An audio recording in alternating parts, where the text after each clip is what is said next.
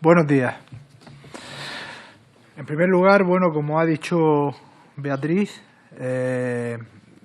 nuestro pésame a la familia del guardia civil que ha fallecido hoy como consecuencia, bueno, de esta desgracia. Los españoles asisten atónitos al espectáculo de un gobierno que no apoya a la policía y cuyos miembros hacen frecuentes manifestaciones públicas de desprecio e insulto a nuestras fuerzas de orden público. Los asaltos a las vallas fronterizas de Ceuta y Melilla, donde los inmigrantes ilegales agreden con violencia a la policía y a la Guardia Civil y a las que arrojan incluso heces y cal viva, donde se sanciona a nuestros servidores públicos en ocasiones por usar la fuerza legítima en defender nuestras fronteras o incluso su integridad física, mientras asisten al chusco espectáculo de que sus agresores son tratados con guante blanco y hospedados en hoteles de lujo con piscina, como hemos visto estos días en Murcia y en Canarias. ¿O qué decir de la impunidad terrorista con que los agresores de guardias civiles son homenajeados en pueblos como Alsasua, con la aquiescencia del gobierno que lo es por los votos prestados del brazo político de ETA? Los vídeos de la falta de autoridad y desamparo que sufren nuestros policías y guardias civiles inundan cada día las redes sociales, donde se les ve incluso correr de los delincuentes por no tener respaldo de sus jefes políticos para usar la fuerza o sus armas reglamentarias en repeler agresiones por el exceso también de garantismo de nuestra progre legislación penal. En este ambiente es fácil que muchos de nuestros agentes puedan caer en la desmoralización, en la ansiedad o en la depresión, y en casos muy extremos en el suicidio, sin que haya un protocolo solvente, ni en policía ni en guardia civil, para tratarlo y evitar estas tragedias. A Sánchez solo le interesa este problema cuando el que se suicida es un etarra, porque hoy lo ha hecho un guardia civil y no ha dicho nada. Por eso, desde Vox proponemos que se establezcan protocolos de prevención y mejora de la salud y seguridad de nuestros agentes. Y dichos protocolos de prevención de suicidio y protección de la salud mental de nuestras fuerzas y cuerpos de seguridad del Estado deben de estar basados en 3 niveles. En primer lugar, en la prevención, en la que se deben de llevar a cabo medidas de concienciación sobre la detección del problema, la causa, su origen y la alerta temprana, dotando a las distintas unidades policiales de medios técnicos y humanos.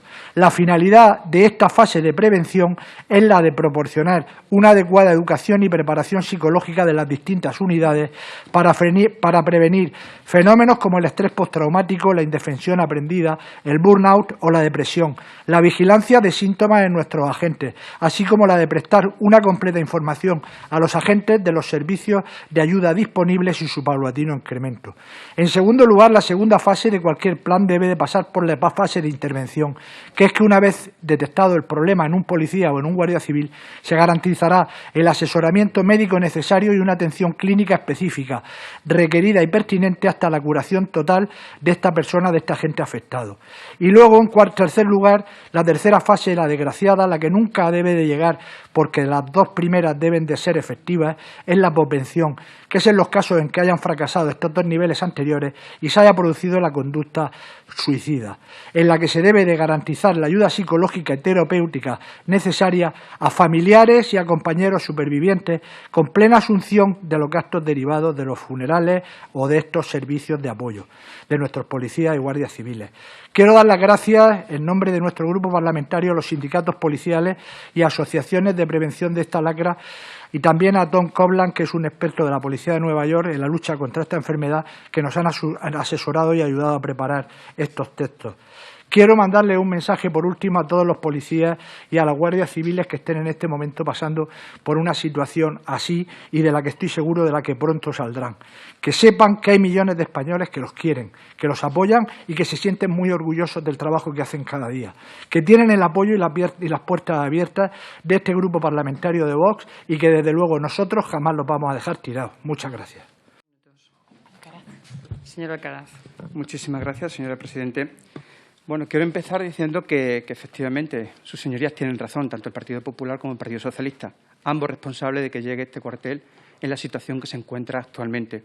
Yo con mis compañeros Carlos y Rocío de Mer estuve hace pocos días y también con Rodrigo Alonso visitando las instalaciones del cuartel y la verdad es que la fotografía refleja muy bien, la fotografía que ha salido en los medios de comunicación, el estado caótico en el que se encuentra el cuartel de la Guardia Civil. Es de imperiosa necesidad que haya un compromiso, además, que se haga se lleve a cabo ese protocolo a la mayor brevedad posible.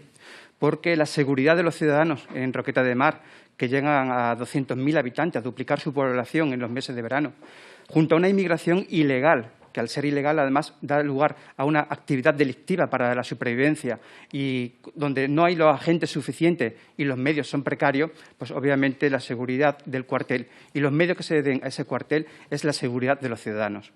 Y me pueden decir que a lo mejor es que no es el momento, que hay falta de dinero, que hay otras prioridades, pero mire, yo estuve viendo las ventanas que tapaban el cuartel y estaban tapadas con tablones, mientras que donde veranea el presidente del Gobierno este año se gasta 8.000 euros para tapar con mosquitera o arreglar la piscina donde van a veranear con 32.000 euros. Es inaceptable que quienes tienen que velar y proteger a nuestros ciudadanos tengan esas condiciones. Condiciones que dan lugar, pues, como han comentado anteriormente, a una situación que se va sumando pues, al estado de declive psicológico de muchos de los agentes que tienen que trabajar en esas condiciones. Y ya que se ha hablado aquí también en el Día de la Prevención del Suicidio, no puedo dejar de decir, como diputado de Vox, no puedo extraerme por el mero hecho de ser ciudadano español y víctima del terrorismo, me ha dolido que recriminen a mi compañero, como ha definido al presidente del Gobierno por su palabra, de pésame hacia un terrorista. Pues mire, yo me reitero en ello. Es miserable que un presidente del Gobierno dé un pésame a un terrorista cuando resulta que tenemos a muchísimos guardias civiles, policías nacionales y funcionarios de prisiones que se están suicidando cada año. Como dice el de Bildu, efectivamente no tenía conocimiento que los guardias civiles se suicidaban, porque obviamente lo que hacían es que sus amigos no tenían que dar lugar a ese suicidio porque lo asesinaban de una forma u otra. Con ello concluyo. Es por volver a la situación de esta proposición no de ley. Pero lo ha comentado y bueno, No, pues, simplemente recordarle para no... Porque como el suicidio era de antes. Y concluyo. Obviamente los medios que se están dando a nuestros agentes creo que no son los más aceptables para desarrollar su labor y creemos que tenemos que apoyar esta enmienda y no estaría mal que además le pusieran algún plazo, porque bueno, si se apoya y no hay un compromiso de un tiempo, pues podemos vernos que pasen otros 2 años y medio sin que se le dé solución a ese cuartel. Creo que tiene que ser un compromiso a la mayor brevedad posible. Gracias. Diputado. Muy amable. Muchas gracias, señora Presidente. En relación con Ceuta y Melilla, lo primero que tenemos que tener claro es el contexto. Estamos hablando de 2 ciudades históricas españolas. Melilla, más de 500 años española, Ceuta, más de 420 años. Por tanto, de entrada, ningún tipo de reivindicación legítima por parte del Reino de Marruecos, que solo tiene una existencia como Estado de 64 años. Segundo, nos encontramos ante unas fronteras con una permanente presión de migración ilegal, con connivencia del Reino de Marruecos, con connivencia y negocio de las mafias del tráfico de las personas y con intereses de las pseudo-ONGs que se lucran de todo ello. Tercero, el derecho internacional, la Constitución y los tratados internacionales nos garantizan a España el pleno derecho para la protección de nuestras fronteras, es decir, para salvaguardar la soberanía nacional, la soberanía territorial y la seguridad de las ciudades españolas. Cuarto, permanentes asaltos masivos de frontera, agresiones a nuestros agentes de Policía Nacional y de Guardia Civil, delincuencia en las ciudades por parte de los inmigrantes ilegales.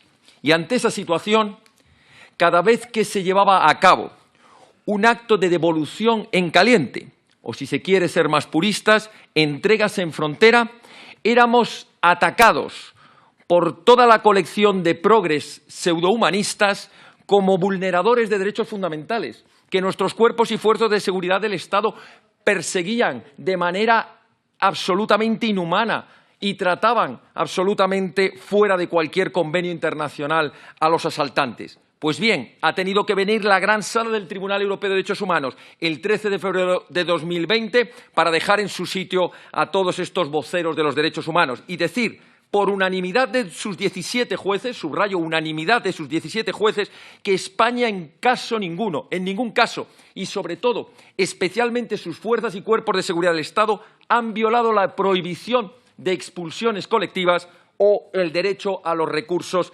efectivos preestablecidos. Y, por tanto, decía esta sentencia, quienes por la vía del hecho asaltan una frontera, los inmigrantes ilegales aceptan las consecuencias de dicha actuación, es decir, el rechazo y, por tanto, la expulsión legítima por parte de España.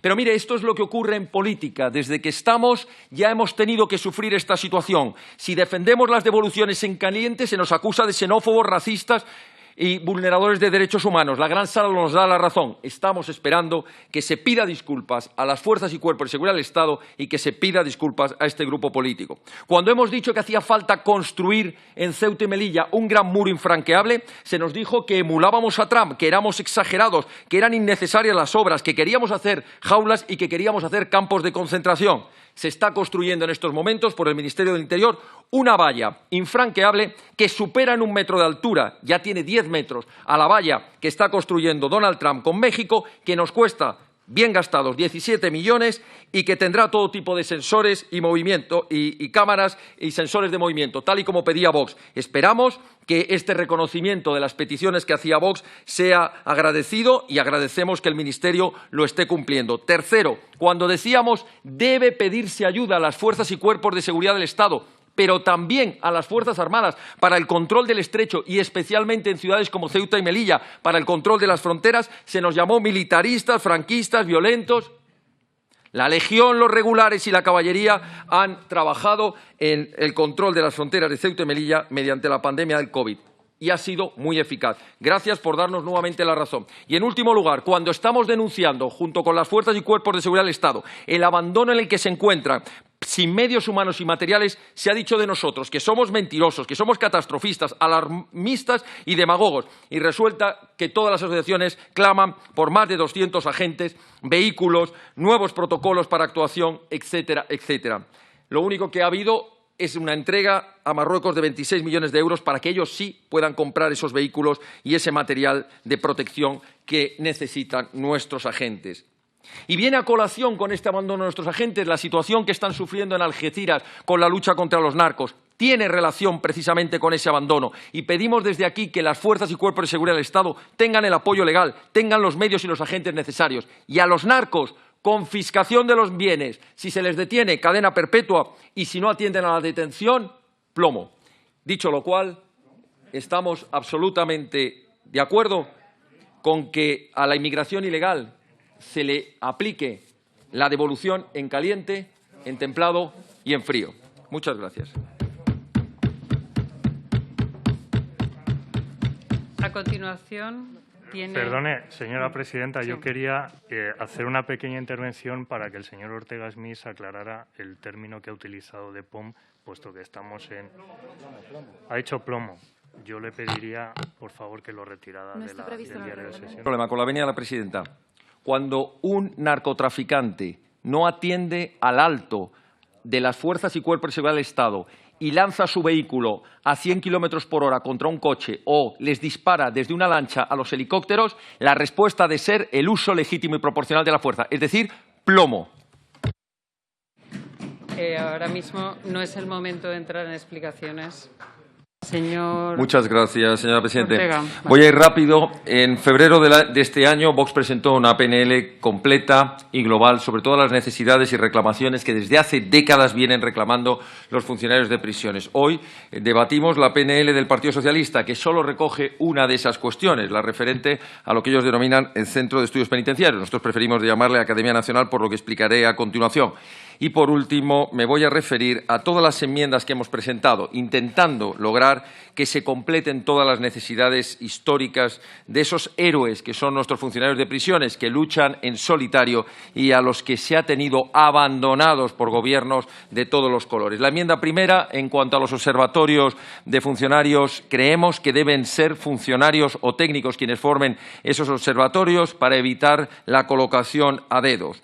Enmienda segunda, creemos que debe de ser una academia nacional y no centros repartidos por toda España, al equivalente, por ejemplo, a otras academias, como puede ser la Academia Nacional de Policía. Y nos parece perfecta la propuesta que han hecho tanto los sindicatos como el Ayuntamiento de Cuenca, que se ubique ahí para evitar o ayudar a las zonas de mayor despoblación. Enmienda tercera, ha de tener una formación integral, materias jurídicas, de salud, de emergencias, de seguridad, de psicología, físicas. Hemos de lograr que los funcionarios de prisiones tengan una formación que haga de su función una función eficaz, pero también segura. La enmienda cuarta se refiere a que necesitamos un profesorado que entre por método de concurso-oposición y, por tanto, una mayor cualificación dará como resultado unos mejores funcionarios. La enmienda quinta se refiere a que es necesaria y urgente una convocatoria de empleo público. El déficit de personal de funcionarios hace cada vez más peligroso y más difícil llevar a cabo su trabajo. La enmienda 6, necesidad de un concurso de traslado de personal para todas las plazas vacantes. En la enmienda número 7, importantísima.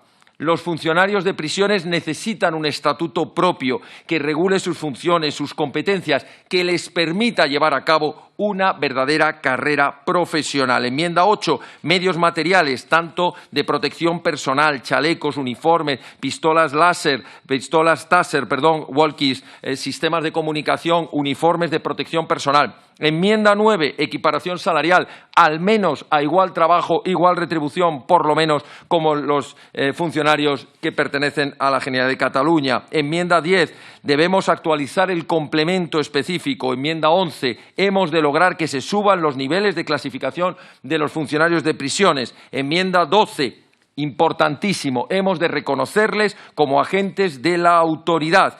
Y en enmienda 13 y final, hemos de derogar la orden 1 de julio del 2019 porque presume la culpabilidad de los funcionarios. Termino cuando me quedan 5 segundos, 3 minutos sin haberme pasado ni uno. Gracias. Muchas gracias, señora presidenta.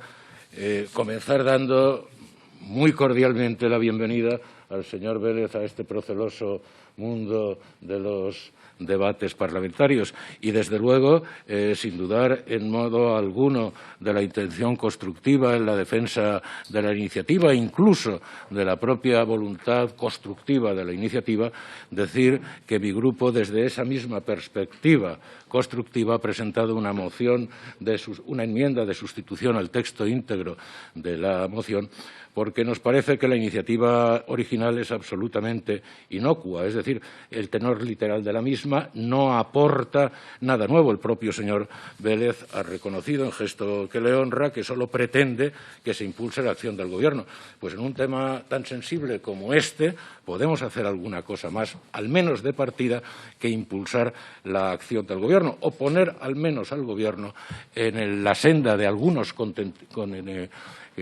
contenidos concretos, muy de base, muy de inicio, como los que señala nuestra enmienda de sustitución, pero que pueden ser útiles, desde luego, a los fines mismos de la acción del Gobierno y al conjunto de la responsabilidad de los grupos de esta Cámara en esta cuestión. Yo digo que el tenor de la misma no aporta nada nuevo porque el objeto que pretende está ya plenamente incorporado al sentido, al espíritu, incluso a la letra de la llamada Estrategia Nacional de Protección Civil.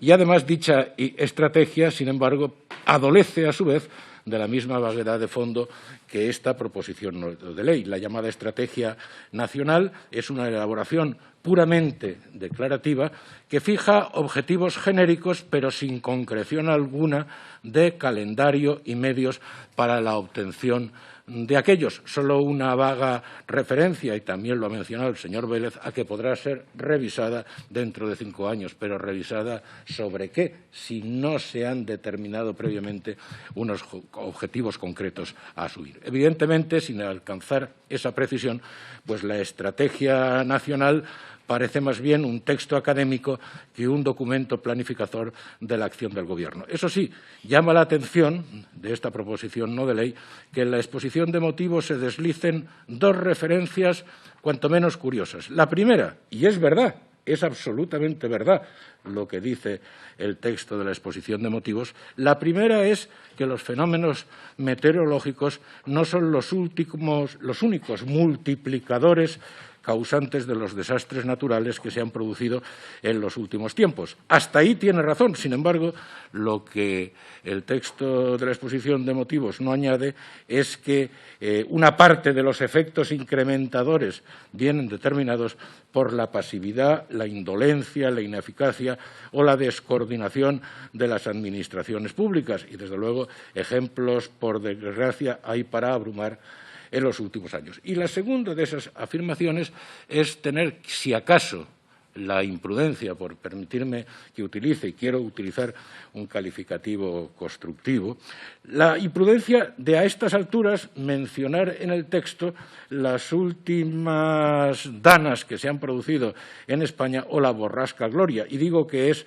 una imprudencia porque, evidentemente, transcurridos ya muchos meses desde esos fenómenos de referencia, pues gran parte de los daños causados por ambos fenómenos continúan sin repararse, como se ha podido apreciar, por ejemplo, o se puede apreciar en gran parte del litoral de la Comunidad Valenciana. Por eso concluyo, señora presidenta, desde ese tono constructivo al que aludía el señor Vélez, nosotros presentamos una enmienda de sustitución del texto íntegro de la moción con la intención, al menos, de aprovechar la presentación de esta proposición no de ley, de aprovechar la presentación de esta proposición no de ley para darle una cierta utilidad. Y por eso nuestra enmienda, primero, pretende establecer un compromiso, pero tiene que ir terminando, establecer un compromiso de concreción de objetivos y medios de los contenidos establecidos en el capítulo 4, fines de la Estrategia Nacional de Protección Civil, para este año,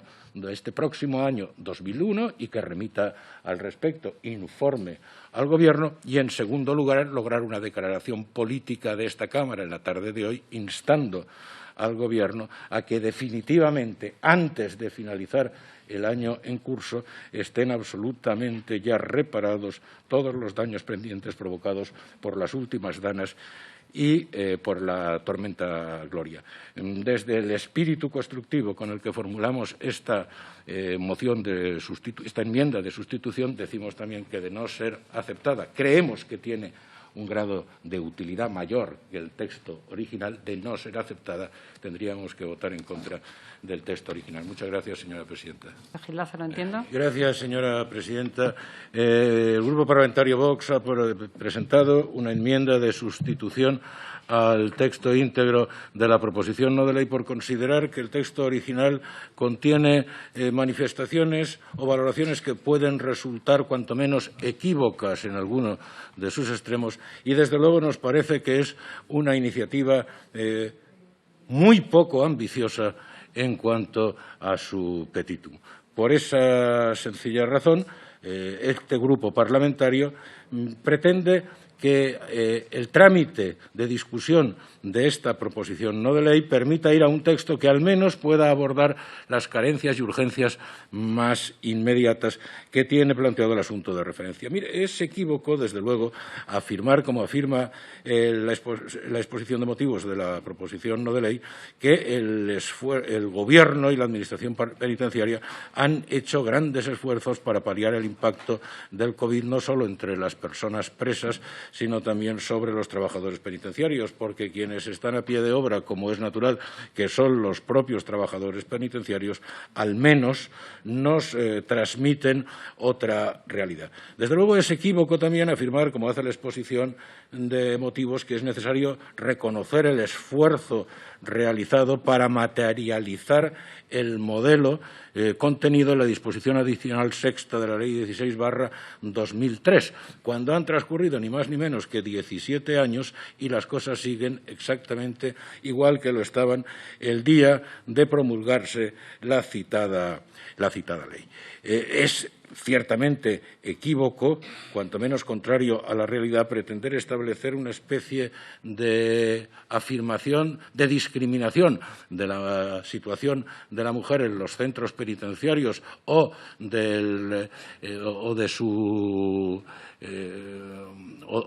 de trato diferente en materia de atención y prestaciones sanitarias, porque esto realmente no es cierto. Y, desde luego, tratar de establecer como un objetivo prioritario el implementar el respeto a los derechos humanos, pues supone cuanto menos una ofensa hacia la propia Administración penitenciaria y, desde luego, hacia los funcionarios y trabajadores penitenciarios, que son escrupulosos observantes de las disposiciones legales vigentes en un modelo profundamente garantista como es el modelo penitenciario español. En definitiva, por tanto, nosotros creemos que hay que aprovechar esta proposición no de ley por al menos poder adoptar unas medidas de choque urgentes, teniendo en cuenta que hoy por hoy la sanidad penitenciaria es estructuralmente un desastre y que se salva gracias al esfuerzo heroico. Y utilizo ese calificativo con plena consciencia, heroico, del personal sanitario en situaciones tales como un enfermero como se ha dado en algunos centros penitenciarios, un enfermero teniendo que atender una ratio de 100 reclusos. Por eso nosotros, frente a lo que la moción original dice, seguir aumentando paulatinamente, es decir, sine die, el personal médico, proponemos una medida de choque urgente, inmediata, que sabemos que no es la solución definitiva, pero sí permite dar una respuesta a corto plazo a la situación que padecen los centros, y en nuestra moción de sustitución pretendemos que se dé una solución inmediata a las graves carencias del personal sanitario que soportan los centros penitenciarios, duplicando al menos durante el próximo año 2001 la plantilla actual real de cada uno de los establecimientos y, por tanto, que se adopten las previsiones presupuestarias pertinentes en la elaboración del proyecto de ley general de presupuesto general del Estado para dar cumplimiento a ese fin. Termino. Y en consonancia con esas medidas urgentes, también nos parece justo hacer mención y recabar de la Administración que se impulsen de manera urgente las medidas preventivas necesarias para garantizar la seguridad del personal sanitario que presta servicio en el interior de los centros a la vista de las agresiones que viene padeciendo. Termino, señora presidenta. Igualmente, nuestra moción alternativa contempla medidas de carácter estructural y finalmente informativas, pidiendo al Gobierno que remita a esta Cámara tanto un informe sobre el desarrollo del modelo contenido en la disposición adicional como sobre la incidencia del COVID en los centros penitenciarios. Gracias, señora. Muchas gracias, señora presidenta. Con carácter previo, hace tan solo unos minutos ha comparecido en el Parlamento Vasco la portavoz de EH Bildu con la finalidad de elogiar públicamente el paso simbólico, y cito literalmente, dado por el presidente Pedro Sánchez al agradecer públicamente, al lamentar públicamente el suicidio de Letarra en una prisión. Quiero en este momento, como portavoz del Grupo Parlamentario, y al igual que han hecho, señora presidenta, todos y cada uno de los portavoces que han precedido, institucional. Todos y cada uno de los portavoces que me han precedido en el uso de la palabra, trasladar el total apoyo del Grupo Parlamentario Vox a todas y cada una de las víctimas del terrorismo, de las fuerzas y cuerpos de seguridad que se sienten profundamente traicionadas y que están absolutamente alineados con una posición que es la que expresó la primera ministra Margaret Thatcher en 1981 con ocasión del suicidio del terrorista del IRA. Mr. Sun era un terrorista. Él eligió quitarse la vida. Fue una elección que su organización no dio a sus víctimas. Esa es la posición de Vox, esa es la posición de su portavoz y del resto de miembros en esta comisión de Interior. El tema de la PNL sobre el COVID-19, señora. En el mes de marzo de este año,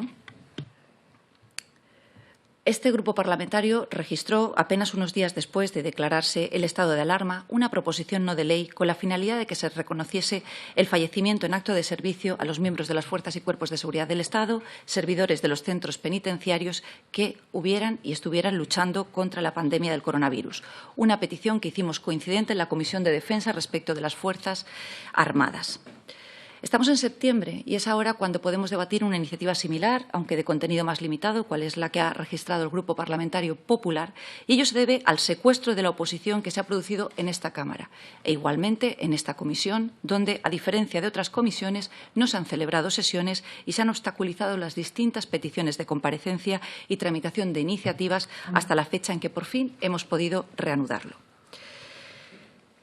En el mes de mayo, el Grupo Parlamentario Popular registró la proposición no de ley que hoy vamos a deliberar y a votar y que anticipamos igualmente que vamos a apoyar porque agradecemos especialmente que hayan hecho suyas las enmiendas que hemos registrado, señora portavoz, y que se contraen a los siguientes aspectos. Además del reconocimiento como fallecimiento en acto de servicio y otorgamiento de condecoraciones a que se refería originariamente esta proposición no de ley y el reconocimiento de la condición de agentes de la autoridad de los servidores penitenciarios, que igualmente son peticiones que este grupo parlamentario ha incluido en todas y cada una de las enmiendas a las prórrogas de los estados de alarma que hemos registrado, hemos incluido la obligación del Gobierno de dotar de los oportunos EPIs y demás elementos de protección tanto a las fuerzas y cuerpos de seguridad del Estado como a los funcionarios penitenciarios, al igual de cualesquiera otras medidas adicionales que fueran necesarias para el desempeño de sus funciones con la debida dignidad y seguridad.